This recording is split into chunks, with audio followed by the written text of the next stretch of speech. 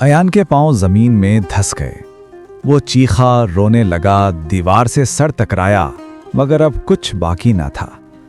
माँ तो जा चुकी थी। उसने कब्रिस्तान जाकर माँ की कब्र पर बैठकर कहा कि अम्मी जान, मुझे माफ़ कर दो, मैं वो बेटा ना बन सका जिसकी तुम्हें ज़रूरत थी। मगर अब वहाँ सिर्फ खामोश मिट्टी थी जो जवाब नहीं देती थी। अयान वापस घर आया तो वो चमकता दमकता घर उसे कब्र जैसा लगा।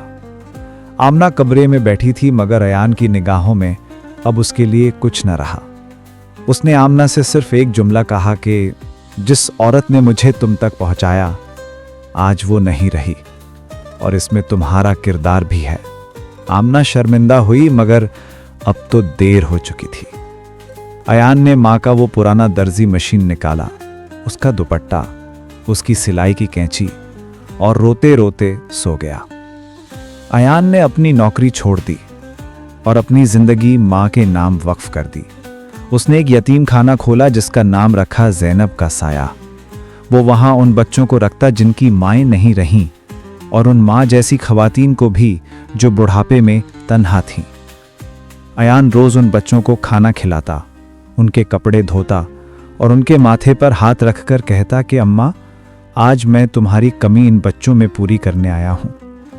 वो हर साल माँ के उर्स पर कुरान ख्वानी करता और कब्र पर जाकर बैठता। अयान की आंखों में अब कोई ख्वाब नहीं था, सिर्फ एक मलाल था कि वो क्यों ना समझे कि माँ का साया नेमत है जो एक बार छिन जाए तो वापस नहीं आता। उसकी आंखों में सिर्फ एक दुआ रह गई थी कि ऐ मेरे रब्बे करीम, मुझे मेरी माँ के कदमों में थोड़ी सी मिट्टी भी दे दे, मैं उसमें जन्नत ढूंढ लूँगा। दोस्तों, माँ कभी बोझ नहीं होती, वो साया होती है, छांव देने वाली। बीवी की इज्जत लाजिम है, मगर माँ की मोहब्बत बेमिसाल है। अगर किसी के चेहरे पर तुम्हारे बचपन की नींद और भूखे लिखी हों तो वो सिर्फ माँ हो सकती है। माँ का दिल कभी नाराज नहीं होता, बस खामोश हो जाता है। जो शख्स अपनी माँ की कदर नहीं करता वो दुनिया की हर दौलत के बावजूद मुफलिस रहता है। अल्लाह से दुआ है कि जिनके माँ बाप जिंदा हैं, अल्लाह पाक उन बच्चों को तौफीक दे के अपने माँ बाप की खिदमत करें, और जिनके माँ बाप इस दुनिया से रुखसत हो चुके हैं, अल्लाह पाक उनकी मगफिरत फरमाएं, उनके दर्जात को बुलंद फरमाएं और उनकी कब्रों को ता हद नज़र वसी फरमाएं और उन्हें जन्नतुल फिरदौस में आला मुकाम अता फरमाएं। आप सबके वालिदैन के सदके अल्लाह रब्बुल इज़्ज़त मेरे वालिदैन की भी मगफिरत फरमाएं, आमीन। दोस्तों, इस वीडियो को ज़्यादा से ज़्यादा शेयर कीजिएगा।